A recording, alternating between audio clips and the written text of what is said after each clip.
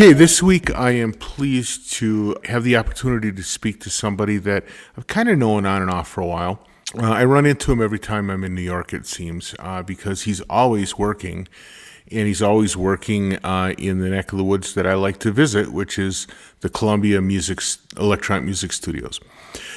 This person's name is Douglas Repetto, and he is leading the MFA charge in Sound Arts. Is that correct? Yep, that's right. Okay. Additionally, he has started a lot of different collaborative projects. He's done an amazing amount of work. And so with that short introduction, I'm going to say hi to Douglas Repetto. Hi, Doug. How are you? Hi, Darwin. I'm great. How are you? Happy New Year. Yeah, Happy New Year to you, too. The listeners probably need to know that, in fact, this is the second time that we're doing this interview.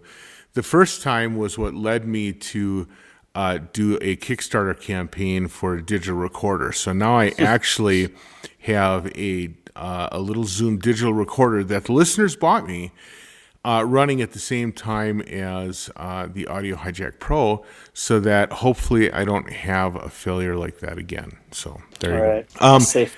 Yeah, a safety net, right? So why don't we start off by having you explain what you do? You do so many things. You have so many irons in the fire. I'd kind of like to hear you talk about things that you consider worthy of speaking about. Yeah, I do a lot of different things. I'm an artist. I guess that's probably the first way I think of myself. I'm also a teacher and have been teaching for quite a long time. I collaborate with lots of different people, and I like to take on all different roles when I'm collaborating. So it really changes. I guess one of the main things is that I like exercising different parts of my brain, and I like exploring different ways of being creative. So I rarely do any one thing continuously. It's almost always sort of working on multiple projects at once and lots of different threads, both conceptually, but also just, the actual kind of work, whether it's soldering and then programming and then writing and then troubleshooting someone else's piece or whatever. It's always a big mix. Right. Well, it's actually interesting that you say that, because it seems like every time I kind of blow through Columbia, what I end up seeing you do is something I've never seen you do before, right? So sometimes I see you with a nut driver in your hand going at a little device. Sometimes the solder smoke is floating up, and sometimes you're coding at a computer. I mean, it's I just see you working in all these environments, and you seem to flow very easily from one to the other. Yeah, I really like moving around physically. I really like and conceptually as well. And I like working with different kinds of people with different interests. And I think one of the things that I learned from people I consider to be my mentors is that I've always been attracted to people who have very broad interests and who can sort of surprise you with your in a car or something, and all of a sudden you're talking about something that you never would have imagined they have years of experience with. And I find that really a neat way to think about living your life, that you don't have to just do one or two things. You can actually do lots and lots of things, and that the world is so broad that there's just endless intrigue out there to be found. Well, now that brings me to one of the first things I actually wanted to talk to you about, because it's something I'm always curious about, and speaking to you is going to give me hopefully some insight on the thing that I sometimes struggle with, which is breadth versus depth, right? So you seem to be advocating the idea of having breadth, having a broad range of interests that you can use. You can use one to inform the other. But I sometimes find that when I do that, I start craving depth in one area or another. And I'm curious to know, how do you deal with what seems to me like a dichotomy? Either, you can have either breadth or depth, but there isn't really enough time for both. Mm-hmm.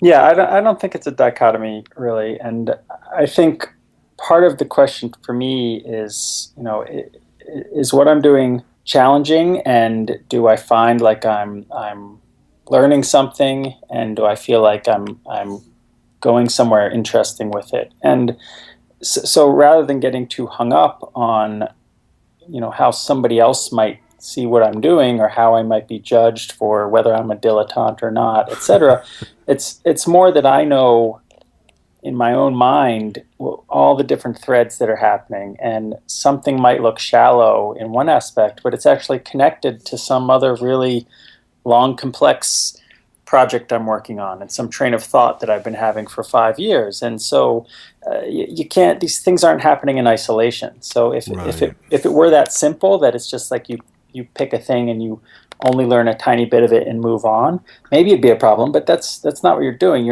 It's not like you're just doing that one thing for itself. At least I'm not. Whatever I do, it's all connected to these larger threads and larger ideas. And so I don't worry about that. I think of it as, in my teaching as well, I describe it as a kind of rabbit hole teaching. Like, I think it's great to go down as far as you want and as far as you can into rabbit holes that have no apparent purpose and you can't really justify in any clear way.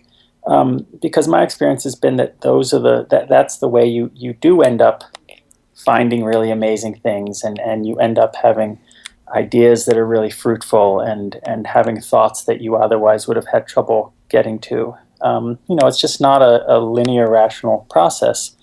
So in my classes, for instance, I usually have a disclaimer which kind of says I'm not going to try to teach you anything obviously useful. Instead, we're going to follow threads, and things are going to come up that are going to distract us, and the syllabus is not going to be, I don't even really bother with an extensive syllabus, because you don't know what's going to come along, and it's really worth, if you want to dive in deep on some weird little detail, that can be fantastic. But it would be silly to try to say ahead of time that getting super detailed knowledge about something is good, whereas getting surface knowledge about something is bad. It's completely dependent on context.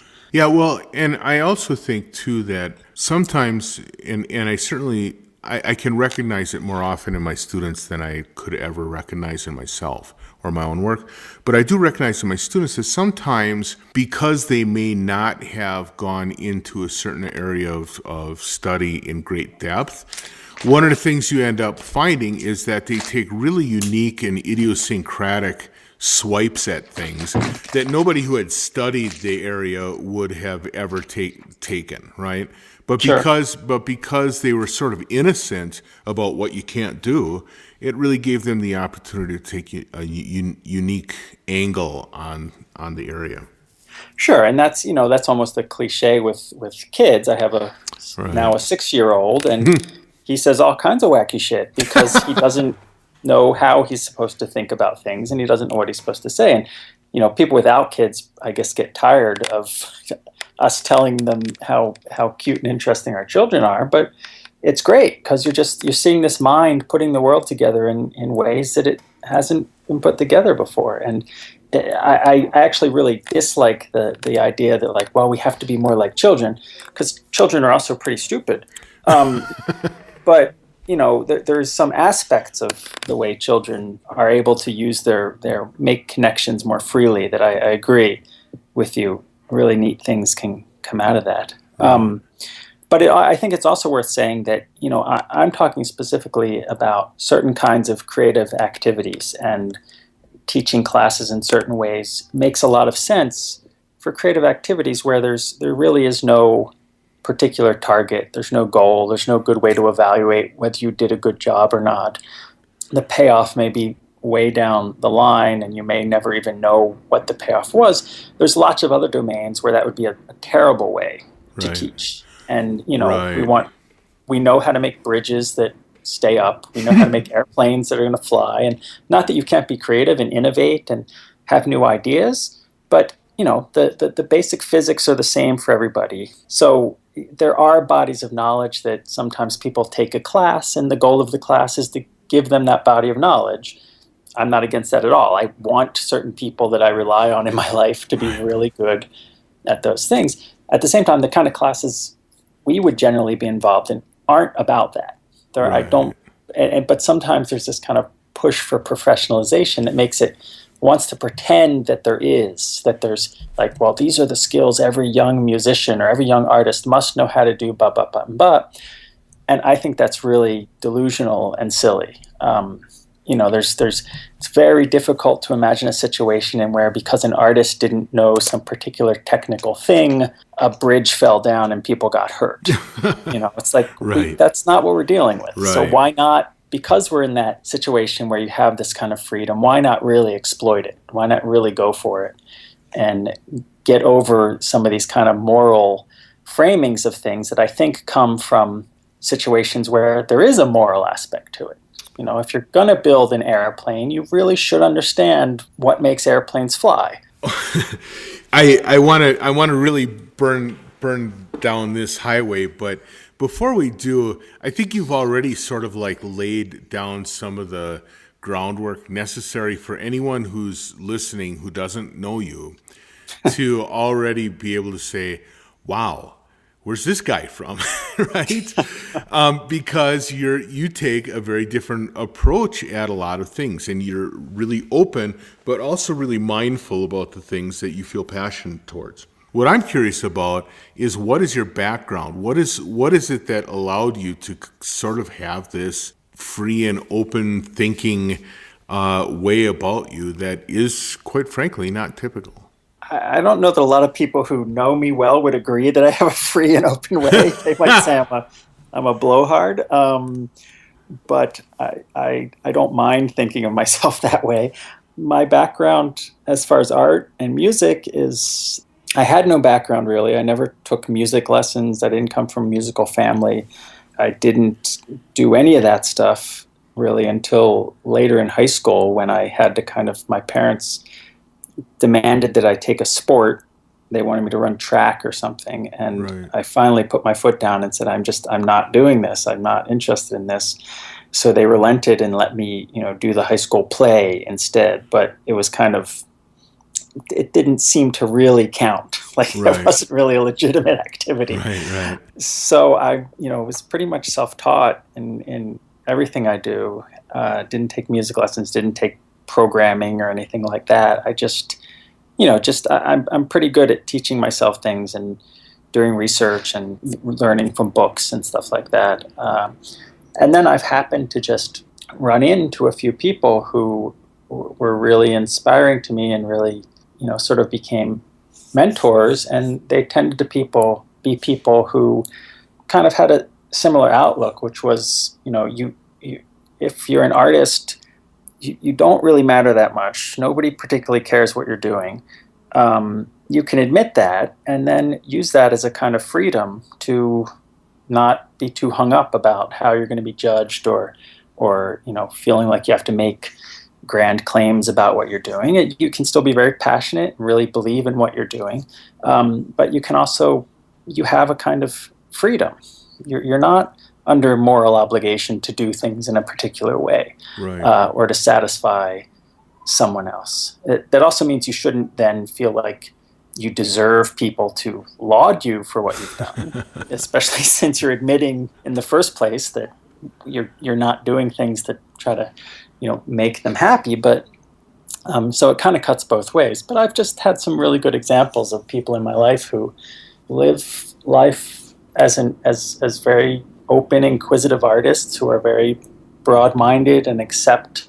I would say to me, I was talking to someone the other day, and they were asking me kind of what style I like or something like that, and I realized that it's really more that I don't care that much about the particulars of what someone makes. I'm much more interested in the fact that they're living a creative life and they're making interesting decisions. And, the rest of it comes down to taste, and I might share taste with them, I might not, but who cares about that? To me, right.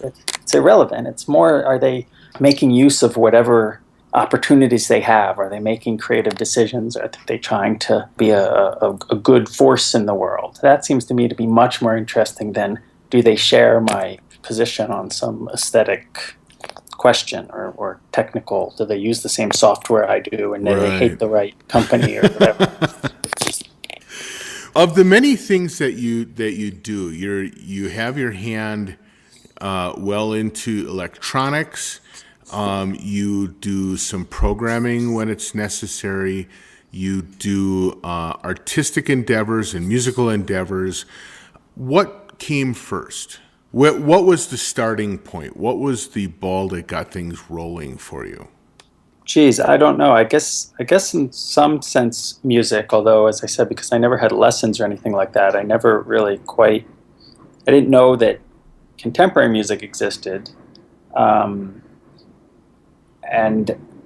So I didn't. It wasn't really until late high school or college that I ever really encountered people thinking about music in new kind of contemporary ways.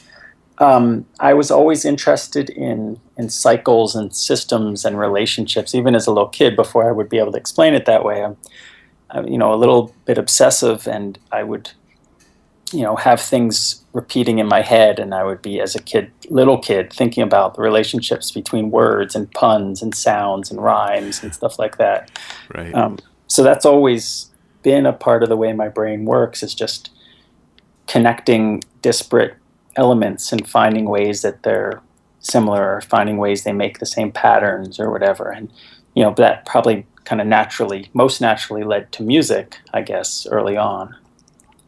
I see. And then what did the electronics come from? A desire to make your own unique instruments, or as a way to cheaply build something, build a kit or something? How did you get into that? And I'm especially interested because for me, getting into music and contemporary music was relatively easy because my head seemed to work right for it. Right. I had a real struggle learning electronics, and in a way that I didn't when I was learning programming, right? And so I'm always curious when there's somebody who kind of is able to juggle both kinds of disciplines. I'm always curious about what is it about electronics that got him into it, and what hooked him on it. Right. Well, yeah, definitely. Some things, are much better for some people than others. I did not start with computers or electronics thinking about music. I started it much more abstractly in a way. My dad was a high school teacher, and one summer he brought home, the computer lab wasn't being used over the summer, so I guess they let the teachers bring home a computer. I think it was a TRS-80. Okay. And he brought it home, and it sat in the living room. And I just, had a summer kind of alone, and I just taught myself how to program the computer. And, there was a manual would come with computers at that time. It would tell you what the basic is. And there was some magazine called Compute, I think, which I probably started getting later, but it would had machine code that you could type in. And so I just, it was just this interesting object sitting in the living room, and nobody else was doing anything with it. So I just learned how to use it. And I would make little games and little graphics things, and I was really intrigued by all the keys, each key, in addition to the letters, it had a bunch of little graphics primitives associated with each key. And by, it's kind of like holding down control and getting a odd character. Yeah, an odd character. It was like that, but it was little graphics things. So, I just explored the hell out of that computer for a summer, and then we got a Commodore or something, and it didn't really have any point. And I remember that kind of frustrated my parents because they didn't understand. As you know, it's once you get absorbed, you can just go in deep, and from the outside, there's absolutely no apparent use for this. And at the time, it still, it was early enough that it wasn't clear why a kid teaching themselves computer programming was going to be useful in some way. And I remember, it's ironic now that I spent a long time working at the Computer Music Center at Columbia, and that at one point when I was getting the music, I wanted to buy a keyboard. And I remember my dad was scornful and said something like, well, oh yeah, he's going to buy he's going to buy a music keyboard that's just going to go the way of the computer. Like I'm just going to waste some time on that and then move on to the next thing. Right. And yet I ended up working at the Computer Music Center. So it took a long time for it to become apparent why these things were, useful, but they did. So for the music side, I got into sort of writing music and acoustic music before I was interested in using computers or electronics for music. As a kid, I would take, when I was a tinkerer who would take apart a clock radio or something like that and then, not be able to put it back together. But I wasn't really thinking about that in terms of making music. It was more when I was in college and I went to the University of Miami, which was fantastic because it was not a particularly challenging college, let's say. So I could just kind of do whatever I wanted to do. They were very supportive of me in the music department, but it wasn't a place that was full of like hotshot musicians or experimental musicians. And so I started wanting to do experiments of various sorts, but there weren't really players who were going to go along with me. If I wanted to say, like, what does it sound like if you play one note on a cello for 3 hours or something? Right. There was no one, they weren't up for that. But after a while I realized, you can get computers to do that for you. And so I could write a little C-Sound program or something, to make a one note play for 3 hours if I wanted to. And that kind of led me into applying computer programming to making sound. But pretty quickly, once I started doing that, I realized that it really wasn't as interesting as I thought it was going to be, and that the thing I was compelled by was not actually the sound of one note for 3 hours. It was the notion of a person trying to do something ridiculous. Right. And that's kind of one of the things I think you can lose with computers, is that it's true you can get them to do whatever you want, but is getting something to do whatever you want actually an interesting goal? And sometimes it is, but for the kind of goals I had, it turned out it's generally not. So I almost never use computers I almost never say I want such and such, and then I figure out how to get a computer to do it. I don't have the kind of ideas where that's interesting, particularly because, as you have to kind of know what you're doing in the first place. And I don't really like to know what I'm doing in that sense. I like to kind of make situations where I'm not quite sure what I'm doing, or I'm not quite sure what's going to happen. And the physical world is great for that. Right. It's hopeless controlling the physical world. It never works. And electronics are kind of hopeless and full of noise and full of all sorts of strange behaviors, and you're constantly tracking things down. And as the environment changes, your instruments change. And to me, that's very exciting. So that kind of led me into learning electronics and things like that. Was a dissatisfaction with. I realized I could use computers to make sounds, but that I just didn't find that very interesting. I think that's actually, though, a really interesting approach. But before we get there, I have to ask. So you went to school at Miami. What instrument did you play? It sounds like you didn't really have an instrument per se. I did not. I was nominally a voice major. Okay. Which is a cute way of getting away with not having to actually know how to play an instrument. Okay. I can play I can make lots of instruments emit sound. Make a sound, right? That's no problem. And to for a long time I did play saxophone and clarinet and things like that, and I could read music. And I had to take music classes. I've just never been a practicer, so I'm not going to do my scales. Sure. And I played in lots of noise groups and things like that. Got it.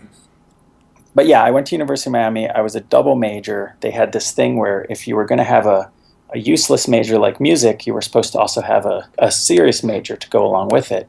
But somehow I conned them into letting me have my two majors be music and script writing, both of which were equally useless. So I was pretty proud of really doing nothing in college. I was just going to suggest that you must have been an enigma to the typical academic. Yeah, well, University of Miami is not a particularly academic place. It's much different now, I think, Yeah. but it was great. It was kind of inspiring when I look back on it because I realized some people just weren't paying attention. Like the administration, it just didn't matter. You could just kind of Right. snow them. But particularly the music professors, I was not doing what they were interested in, and yet they were so supportive. And they really just, I think, recognized that I was working really hard. I was learning all this stuff. And so they kind of just were saying, hey, this is great. Keep doing what you're doing. Like, we're not going to bother you too much. And I kind of try to make that my teaching philosophy now, too. It's like, if someone is working really hard, I don't care about requirements and this and that. It's like, just, yeah, work really hard. Do the thing, right? Sure. That's it. So how did you get from a music/script writing career plot at Miami to New York City and Columbia? How did that transition occur? There were lots of parts to it. At Miami, I started to get into, learned a lot more about experimental music and started to see things and meet people and stuff like that. And kind of knew that I wasn't interested in being a composer, really. And also that I wasn't interested in writing scripts, but I wasn't quite sure what I wanted to do. So when I graduated, I decided to try to be useful, and I did a volunteer thing for a year. So I went off to be a volunteer teacher. Okay. And that was really difficult and interesting. And at the end of it, I realized, okay, I actually want to be an artist. And I taken with me, I was in a very remote place in Costa Rica, but I had taken the CalArts course catalog with me, or the application catalog or something, I don't know what, but I would get it out once in a while and kind of stare longingly at it. And on the back page was an interview with a guy who was making paintings by injecting paint up his ass and then sort of squirting it out on the canvases. And I remember really being inspired by that, not that I wanted to do that, but just that, oh, there's a place where they would actually put that in the course catalog. Right. That this would be, hey, yeah, why not admit that this is something people do here? So that kind of helped me decide I really wanted to go to CalArts and, just figure out what was next. And so then I went there, and that's where I met more really fantastic people who had that same attitude of just, there kind of were requirements, but you if you were working really hard and people recognized that, then they would just kind of let you do what you needed to do. Sure. And it was fantastic. So I met Tom Erb, for instance. Oh, sure. Right. Turned into a long-term friend and mentor. And Larry Polanski, who really, has been pretty much the primary motivator in my life, I think. And he came to visit CalArts at one point as just a visiting artist, and we just sat down and started talking, and I had known some of his music and really liked it. And it was very different from what I was doing, but we talked and got along really well. And then towards the end of my second year, when I was going to graduate, he got a grant from the NSF to do something called Math Across the Curriculum, and his part of it was going to be to write a book about music and computers. And he invited me to come out to Dartmouth and write that book with him. Okay. So that was fantastic. Right out of grad school, I just, graduated, and then that summer drove across the country in my pickup truck and went to live in rural Vermont and spent a year writing this book with Larry and Phil Burke and a mathematician named Dan Rockmore, and then later a woman named Sarah Robert. Right, so Larry brought me out there, and really just he and his wife, his ex-wife, now Jody, really just took me in and kind of adopted me, and I worked there on the book for a year, and then they made a position for me at the electronic music studios there. They made me the technical director, so for a couple of years I did that, and I taught at Dartmouth. After almost 3 years up there, I don't like the cold, and and it was very isolated up there, other than, it was a dream because I got to hang out with Larry and Jody and these amazing people that would come through their house. They had this kind of classic house full of artists and interesting people who were always passing through, and that was wonderful. But I just decided I had to go somewhere else after a while because I couldn't handle another winter. Right. So I wrote to Brad Garton. I had started when I was at Cal Arts a few years before that. I had started this thing called music-dsp, this mailing list that there were lots of amateurs and hobbyists that were starting to use computers to make music in various ways, and that it would be good to, have a mailing list for them. And so I started that up, and it had a lot of people on it. And so I saw an email from Brad that was about a grad student who had applied to their program or something, and I saw that he mentioned they had gotten a grant recently and were going to be expanding their operations a little bit. And so I wrote to him and I said, you've never met me, you don't know who I am, but I'm going to quit my job and move to New York City, and I would love to get involved with the Computer Music Center in some way. Mm-hmm. Brad wrote back and said, no, I do know who you are because I'm on the music-dsp list. Why don't you come down and we'll chat? And they basically just offered me a job, sight unseen, which was pretty amazing. And, it's a real testament to Brad's way of, again, he has this, he really trusts in people, and he can tell if they're going to work hard and do their best, and then he gives them a shot. And so he gave me this. I moved to New York. He gave me a job, and it's going on 17 years now that I've been there. Wow, that's an amazing story. Although I have to admit that it seems like anytime Brad's involved in a story, in the end result, there's going to be something amazing, right? Yeah, he's good at generating amazing things. He is. Speaking of generating amazing things, I mean, you personally have done that as well.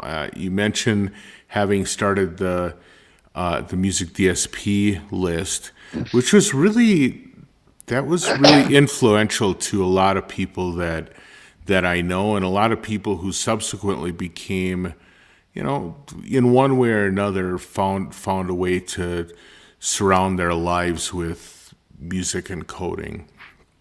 But another thing that you were involved with that was the creation of dorkbot.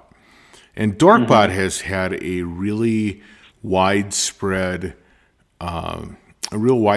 influence. And I think in a way, it's one of the things that helped combat an idea you talked about earlier, which was this idea of professionalism. What it sort of did was dorkbot elevated the interested amateur into being something worth talking about and meeting about and getting a presentation from. It coalesced along with a lot of other things, but I think dorkbot was really influential in some of that stuff. How did it start? I had moved to New York City, and I really literally didn't know anyone. I had briefly met Brad, and but I knew, the whole reason to move to New York City, away from this kind of idyllic environment up in New Hampshire and Vermont, was that I wanted to be involved with interesting people doing interesting stuff. I knew New York City was full of weird things. And so I just kind of had the idea that, well, we have this resource, which is space, the Computer Music Center, and we have a computer and a projector and whatnot. So why not just start asking people to come and talk about what they're doing? And that by itself is not at all novel in an academic environment. It's totally standard to have people come through and talk about their work or the latest paper they wrote or whatever. But I wasn't really interested in that. What I wanted was the people who were very broadly, just doing experiments of various sorts. We called it doing strange things with electricity. Right. And it's not, anti-academic in any way, but it's also kind of trying to acknowledge that you don't have to be in academia to be doing worthwhile, weird stuff. So I just started putting the call out on various mailing lists I found in New York City saying, hey, I'm going to have this meeting once a month. If you'd like to talk about something you're working on, just send me an email and I'll put you on the schedule. And it was very purposely not curated. It wasn't that you propose something and I'll decide whether or not it's worth putting on. It was explicitly just like, if you want to give a presentation, you're going to give a presentation, and we just have to schedule it. And that worked out great. People right away started coming and started proposing, asking to give presentations, and pretty quickly, because I was publicizing it on mailing lists that were read not just in New York City but in other cities as well. And people kind of liked the idea, and I think saw a similar need in their own communities, and so it quickly started popping up in London and Seattle and Ghent, and it just kind of took off, and then people all over the world were doing something they called dorkbot. Now, there was no coordination, no rules or anything like that, so there were some fairly different versions of it, but in general they all shared the notion that, well, this is just a casual public presentation of some sort of things that people are exploring. Well, I'm actually a little curious about that, though, because it's not always the case that people will see a good idea and say, I want to be part of that good idea, and I'm going to use the name and build off of some of the momentum that this thing has. Oftentimes it's like, well, I can do better than that guy did, and I'm going to make, dork hackbot or whatever. Right. And, they try and kind of like get their own momentum going. What do you think it is about dorkbot, whether it's just the name, which is disarming and kind of fun, or is it just the idea behind it that was so stimulating, people wanted to resonate with it? What do you think caused people to say, yeah, it's a dorkbot that I wanna be? Right. Well, you're right. I mean, it is a stupid name, and I should say, I'm just realizing now that I have a feeling I sound kind of very down and calm, but that's mostly because I have a child sleeping next to me. So I'm purposely being kind of subdued.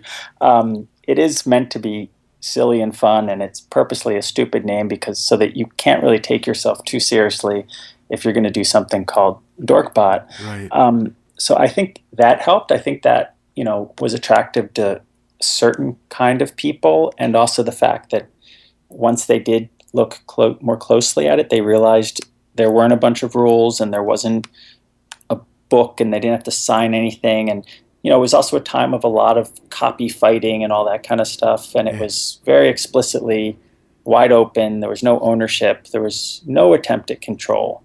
And so, some things might have happened occasionally that I wasn't terribly comfortable with, but I think if you're willing to just kind of totally give in and really say, look, I don't need to control this thing. It's going to have its own life. It's going to do what it's going to do. Sometimes it works. I'm sure it could have been disastrous as well. And in fact, there's been in the news recently, although it's existed for quite a while, this Microsoft worm called dorkbot, which has really been nasty. But it's been around for about a decade, but only recently was there some major push of shutting down the servers that was running it, et cetera. Now, I don't know if that was inspired by the dorkbot meetings or whether maybe someone just invented that name on their own or what, but so I don't know. I think the openness, the silliness. Certainly, some people did not like it and thought the name was, ridiculous and not professional. And so, yeah, I mean, it's people presenting things they're interested in is not, as I said, it's not a particularly novel idea. It was more just kind of orienting it in a certain way and trying to have it not be pretentious and not be about, I'm a genius and this is the greatest, this is the idea that's going to save the world, but rather say it's actually okay to just have creativity be a normal part of your life, and maybe it's in small, seemingly insignificant things, but that's what makes a life. True enough. Well, I can't believe that we've already blown through the time here. It's I could talk to you forever, I think, but we'll try and keep it at our long rambling answers. Well, there you go. But it'll be like the 3-hour cello note. Somebody might like it, right? I have a million questions I'd like to ask, but I'm going to try and limit it to a finite number. And one of them is, the majority of people that are going to listen to this podcast live some form of a creative life, whether it's being artistic or being musical or being a creative coder or whatever they are. They would certainly talk about their lives as having a significantly creative aspect to it. You have, from the sound of it, you have spent a lot of time really thinking and kind of intuiting what that means, at least for you, but also how you can help that flower in others. Without knowing any individuals we're talking to, what are some generalities that you would suggest as either areas of study or areas of self-examination or things to think about or things to specifically not think about? What would you offer to people to help them more fully realize their artistic lives? Wow. No pressure, man. Gosh. Well, I think one way to approach that is first to acknowledge that the way I work and the way I teach and the way I think about things works really well for some people, and for people it's a complete train wreck. They for instance, when I teach my classes, I usually get a few people who say, "Wow, this was really fantastic. It really meant a lot to me, and I didn't learn anything in particular, but I'm feeling inspired." And then I also get a few people on the other end who say, "This was the dumbest, most useless class. I really wanted to like it, but boy, this was a waste of my time." And then there's often mostly people in the middle who are just kind of like, "Oh, I'm confused, and there were some good videos we watched, but I'm not really sure what this was about." So it's not, I definitely don't have a magic formula. I have a way of thinking about things that works for a few people now and then. And that way, I think, works really well for people who are extremely self-directed, who need to find things out for themselves, who are very comfortable kind of doing their own research and following the rabbit hole where it takes them. And one thing I do try to do is encourage in people who don't feel that impulse to find a way to give themselves freedom to try it out. Often the people who feel they're being judged a lot, who feel a lot of external pressure, maybe it's from parents, very often it's from parents, to succeed in some way. And when success is really not very well defined, and especially from the arts, there's kind of no definition of success that I can see. So I guess that would be the main thing is find a way to give yourself permission to be kind of useless, or at the very least to admit that you don't know what's going to be useful and you don't know how things are going to turn out, and that it's a real privilege to be in a position where you can do useless things. And if you are in that position, you really ought to go for it. You really ought to exploit that as fully as you can. So to be an artist who's not going to make any money as an artist, who is not going to get any recognition, who is probably, in all likelihood, not going to be some sort of star, and yet to live in fear of doing the wrong thing or not doing something that's prestigious enough or not having people think that you're fancy or whatever it is, it just seems absurd to me. And yet that's a fear that lots of creative people end up having. So I guess that would really be it, just trying to foster this orientation that seems kind of defeatist, which is that it really doesn't matter. What you're doing, you're not being judged, no one is paying attention to you. And it's almost a variation on the classic kind of philosophical question of, well, what do you do if no one is watching? If there is no God, if no one is judging you, how should you behave? And in a way, I think that's the position of artists. No one is watching you. And so what are you going to do now? I'm going to leave it there because that's a fantastic place to put it. I want to thank you so much for your time and for bearing with me as we did this a second time, but it was, I think, worth it.